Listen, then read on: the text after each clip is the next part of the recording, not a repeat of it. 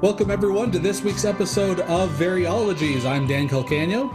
And I'm Noah Calcagno. Here we are again, coming to you remotely via video conferencing so that we can continue to meet and speak to one another on our podcast here, talk about the different things that interest us, primarily theology and philosophy, politics, things of that nature. And so thank you for watching and tuning in again, tuning in as if this is a radio station.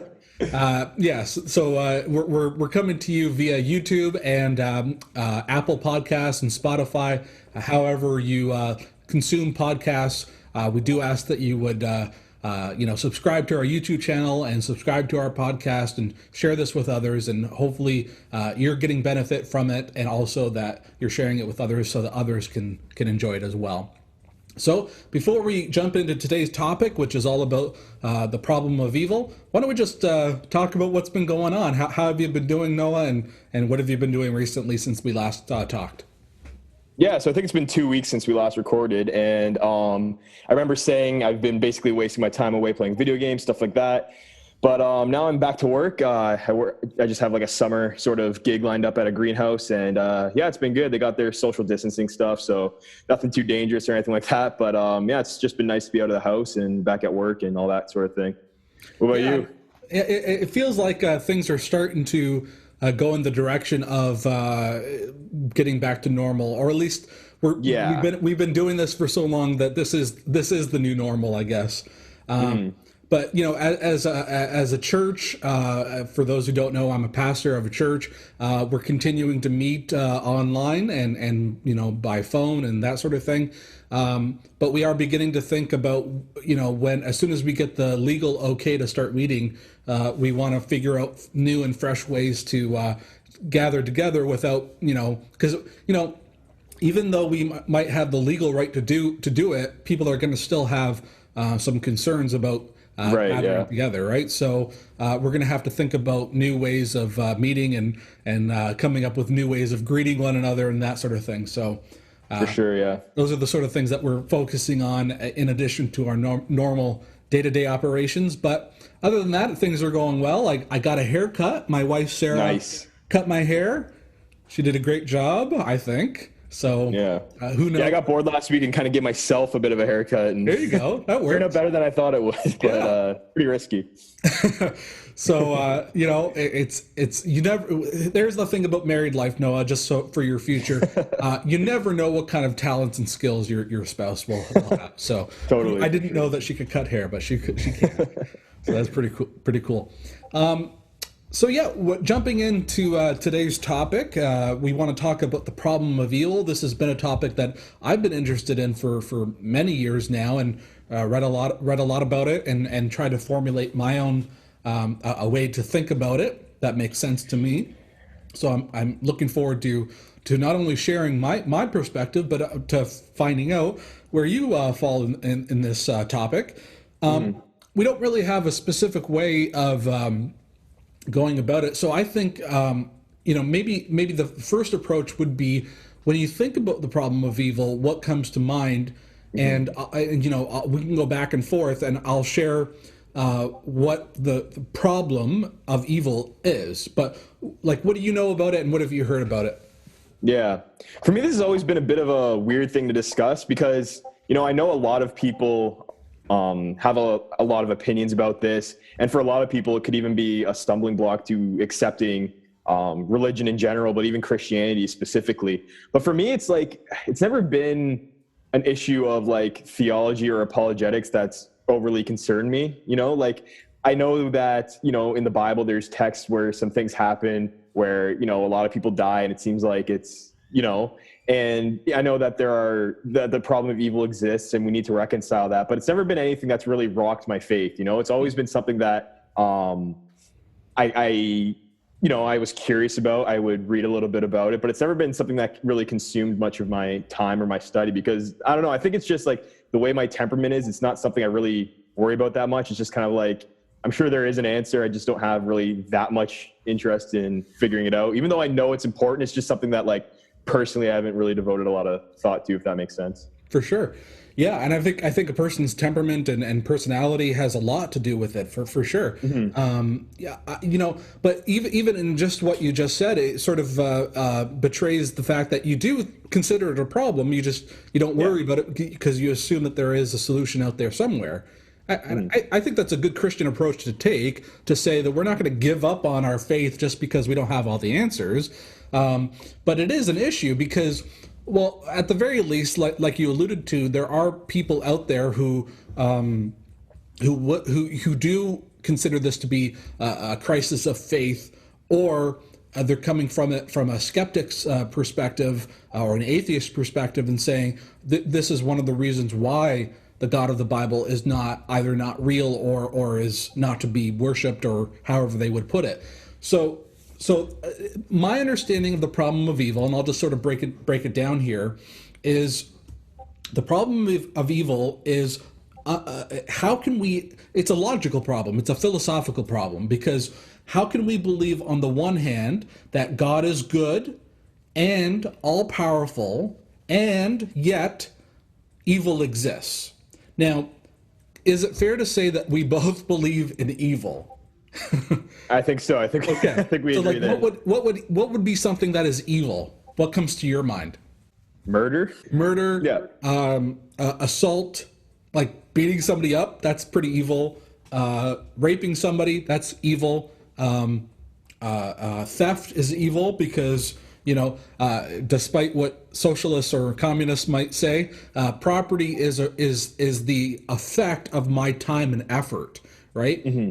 Like I either trade my time, effort, and skills for money or for property, or I go out into the real world and I somehow cultivate the world into property. So either way, I'm mixing my time and effort and skills with something out in the real world, and it produces property. So when somebody takes that without my consent, that to me is, you're stealing part of me.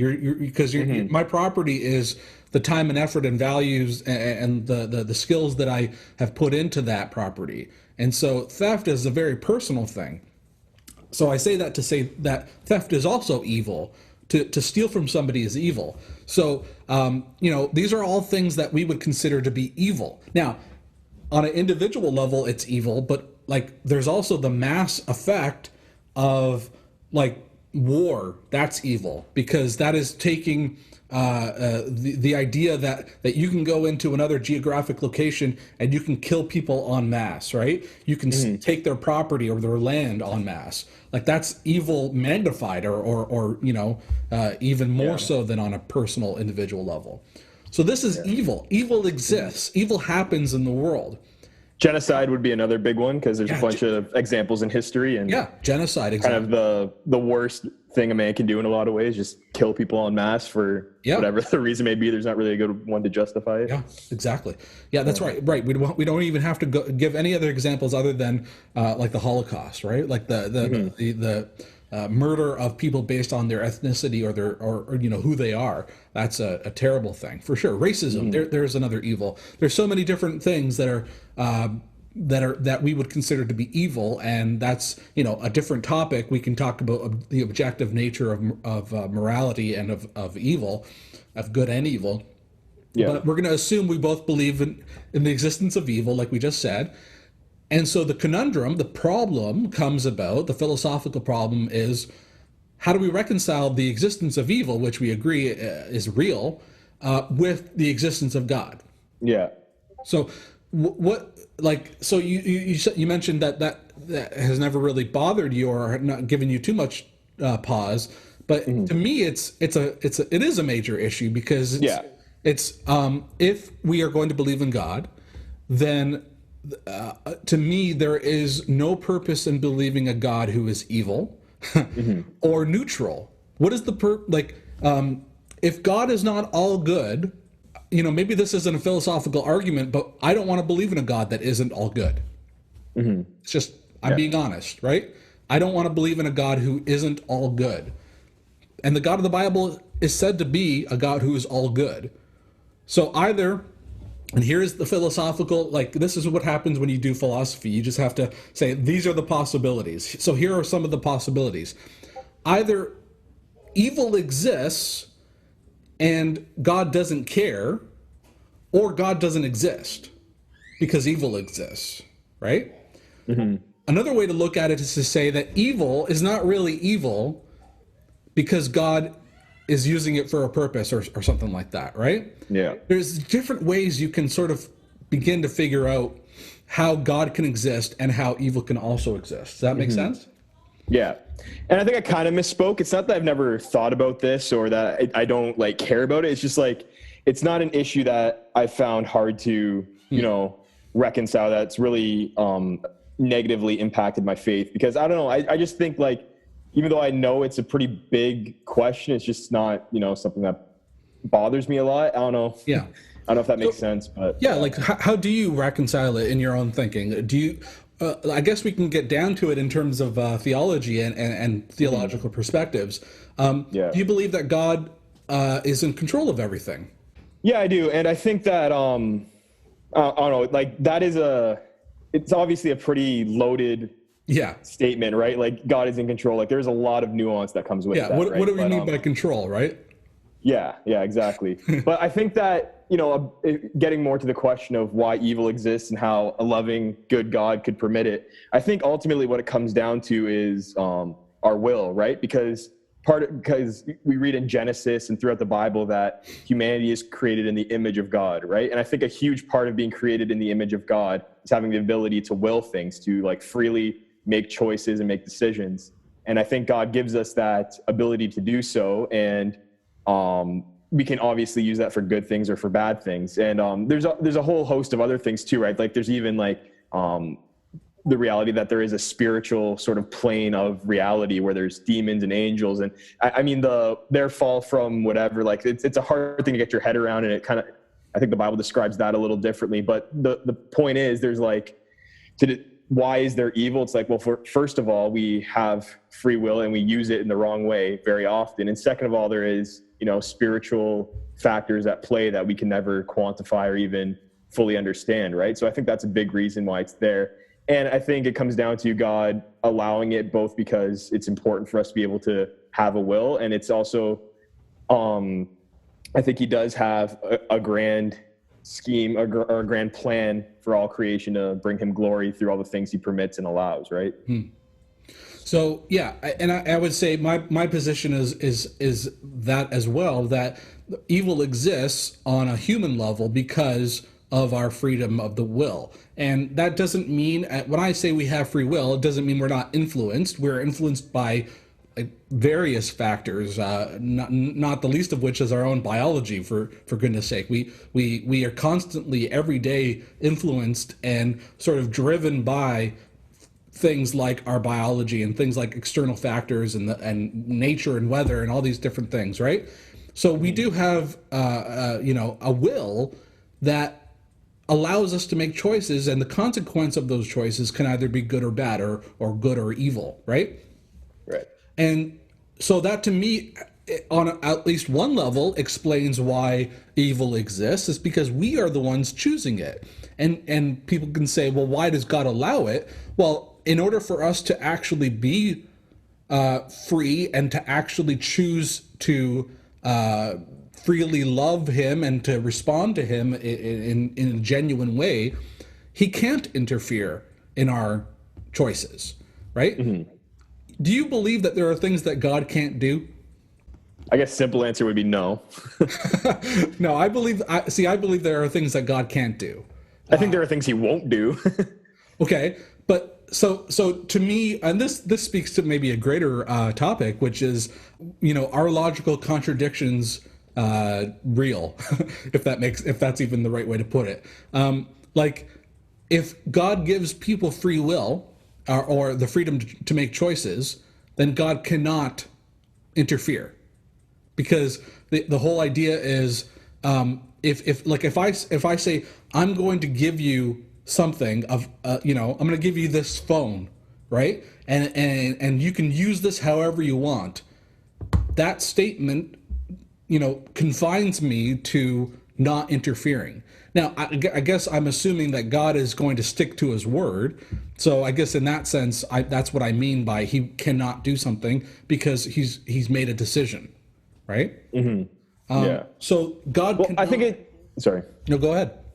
Well, I think it's important to define what you mean by interfere, though, because you see, like, you know, for example, in Exodus, God hardens Pharaoh's heart. You see with Saul of Tarsus, where Jesus appears to him and converts him on the road, and you even Jesus taking on flesh and dying on the cross and rising again. That is God interfering in the affairs of humans in a sense, right? So I think it's important to kind of define terms there. Yeah. Like, do you mean he won't override someone's will, or do you mean or is it more of a deistic kind of he literally stays distant, right? Like, I think that's right. I think I know what you mean, but I just think it's important to define. That's good. It's more of a he won't override our will, and I think the other part of your question has more to do with how do we understand how Scripture is inspired. So, like, or how does God interact with His creation? It's a difficult topic because on the one hand, I want to stay philosophically consistent and say that God doesn't interfere with our choices. On the other hand, we have examples, as you noted, of God interfering or at least intervening in creation in the world. And so, how do we reconcile that? So these are all issues we have to make sense of. I think one thing that gives me encouragement is to say that is sort of what you already alluded to earlier, which is we're not trying to say that we have all the answers, that the answers are out there somewhere, but we're on a journey to try to discover it. But there are some things that we could say with certainty, right? A God of love is not someone who is going to kill every man, woman, and child in a flood. A God of love is not going to command his people to go and kill every man, woman, and child in war, right? Like, what do you think about that when I say something like that? I don't know. Like, there's definitely a tension there because I think a lot of the way, obviously, our brains are wired are a product of our culture, where we realize that stuff like that is 100%. Like, we don't even question it. We think that's wrong. Right. But at the same time, like, we have to deal with the fact that the Bible does say that, you know, God did that and God commanded things like that to happen. So I don't know. It's hard to reconcile it, but oh yeah, I don't know. It is hard to reconcile for sure, and that's what what our task is to try to reconcile it. Because if we don't, then we are left with a God who does evil things. And some people, I don't know, I guess are okay with that. I'm not okay with that. Like, again, like I said earlier, I'm just being transparent. I'm not interested in worshiping a God who's not all good. If God is evil or does evil things, the real world is bad enough. I don't need to add on to that a God who is going to be doing terrible, evil things. So God is the embodiment, if you will, the totality of everything that is good and positive and life-giving, not the giver of death. So to me, it's my job personally to reconcile what we have in the Bible with that image and view of God. So what I've done, I followed the lead of certain theologians who say the Bible is not a dictation from God. It's not like we talked about this. Was our last episode we talked about inspiration? I think it was the one before. Yeah. Yeah. So we talked about like how the Bible is a product of God's inspiration, but also of human writers. And I would take that. My position is the human writers are bringing their perspective to the text. Their perspective is what we're reading, and God allows that, or God, gives that life one way or another, by either it being a direct revelation of what He's like, or in fact being the wrong revelation, an inaccurate revelation of what He's like. And because we know what He's like in Jesus, we're able to reconcile the two and see the contrast. Does that make sense? Yeah, and I remember talking about that with you before, and actually at Masters we had a webinar with Greg Boyd where he talked about it. I don't think I got to it though, but I remember hearing about it. And I don't know, like I haven't read, like, obviously he wrote 2 volumes that are pretty big about it, and he wrote a more sort of popular level version of it. And I don't know, like it sounds, I would like to see how he argues it. And like, obviously, like, it would solve a lot of problems if it were true, but at the same time, I don't know, just something about it doesn't really sit right, because I mean, it's a pretty large portion of the Bible that talks about, you know, the wars Israel fought to like conquer the land. And obviously the flood is a pretty important story. And there is times where like, yeah, like stuff like that happens. And I don't know, it's something to wrestle with, but I just don't know if that's the way I would quite go about it or not. Right. I'd honestly have to do more research. There's a bunch of different like positions on this sort of thing. I'm just not, if I'm being honest, not familiar with a lot of them. Yeah, no problem at all. And certainly I'm open to learning new and different perspectives. Actually, weirdly enough, you mentioned like how Greg Boyd has several books on the topic. He actually has a very recent book called Inspired Imperfection, which is actually like the easiest one to read and is the most concise version of what he's trying to argue. And it's basically saying that the entire Bible is not meant to be a perfect description of what actually happened. It's actually supposed to be a presentation. It's an accurate presentation of what people at the time thought and wrote about God and about how he interacted with people. And it's up to us. And this is also something I've been reading with another guy named Peter Enns. I don't know if you've ever heard of him, but I think so. He wrote 3 books on the topic at least, and I read those recently, and sort of preached about it recently in a series called Losing My Religion. And the idea is like the Bible is meant to be not. I think the way he put it, and it was a quote that I loved, something to the effect of, it doesn't do us any good to just take the experience that the biblical writers had, like their own understanding of God and their own experience with God, and just take it on as our own. It's our job to take on our reality, the reality that we have, the culture that we live in, and the experiences we have, and to encounter God right now for us.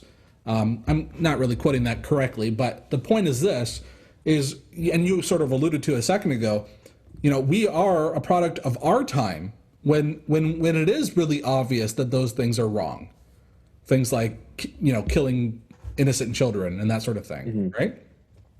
So we have to reconcile what the Bible says with our morality, with our version of morality. And that seems weird, right? Like the Bible doesn't give us perfect morality. What do you think about a statement like that? Well, I mean, I think it does, and we've spent a long time trying to unpack exactly what that means. But I think, like, at the same time, who's to say our morality is perfect? Like, there are things we believe that people even 50 years ago would take as obviously wrong, like say something like abortion or the LGBTQ movement. Like people like even 50 years ago would say that's objectively wrong and you're crazy. But now it's like just accept it. Like, so it is hard because we live in a more, obviously pluralistic and postmodern sort of age where it's like there's a wide variety of opinions and they all matter and are seen as equally valid. But I mean, I think like biblical morality was pretty much more or less understood for like hundreds of years before this sort of breakdown we've seen in the past little bit, right? So it's a bit tricky to really say, I guess. I don't know. Yeah, I would say my response to that is there's nothing new under the sun. Exactly what you just described, how there is a plurality of views today about what is moral. You and I agree 100% that abortion is evil, and there are certain things that are evil, and yet there are things that we disagreed on ourselves, you and I, a few weeks ago about. That's right. Our last episode was about the monarchy, right? Yeah. I mean, like we disagreed on that, and I'm coming from it from a moralistic perspective. That the reason why I don't believe in having a monarchy or really any kind of centralized government is because of moral issues, and you disagree with that, and we're both similar enough that people 100 years from now wouldn't think that we're vastly different people, but we did have differences of understanding what morality is. So to me, the Bible is simply demonstrating that plurality of thought when it comes to morality. That's all that I really mean, that the Bible doesn't give us perfect moralities, because it's not showing us like here is what is right and wrong. 1, 2, 3. Like you could say 1, 2, 3, 4, like 1 to 10, and think that the 10 Commandments are giving us perfect morality, but there's more to the Bible than the 10 Commandments. There's a lot of aspects of the Torah that are hard to swallow, to say the least. Like stoning people for things that we would not consider to be immoral, right? Yeah. Even the most stringent Bible literalist doesn't think that we should be stoning people for breaking the Sabbath, right? Right.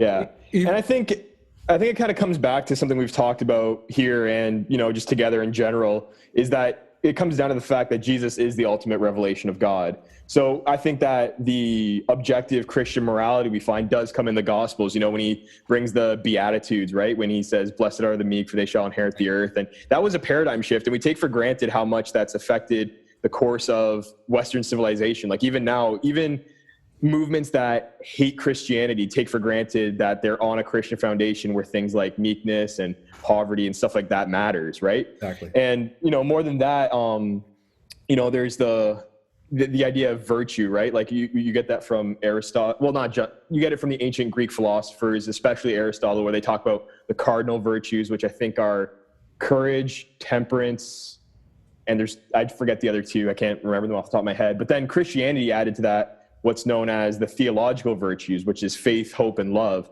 And again, or faith, hope, and charity is actually a better way to say it. And again, those are things that didn't really matter for ethics or for morality before then. But with the gospel and with the advent of Christianity, these things, again, they shaped us. That's why, if you read medieval history, for example, like something people assumed to be barbaric, like they were governed by codes of, things like chivalry and of Christianity. And it was actually a lot less brutal a time than it would have been, because they were restrained by, treating their fellow soldiers with charity and standing up for the weak and the orphan and stuff like that. So yeah, it's just interesting because maybe there are definitely different streams of Christian ethics that argue how Christian morality and objective morality shake out. But I think at its core, there is a clear sort of way in which objective morality does come from Christianity, maybe in a more metaphysical sort of sense, right?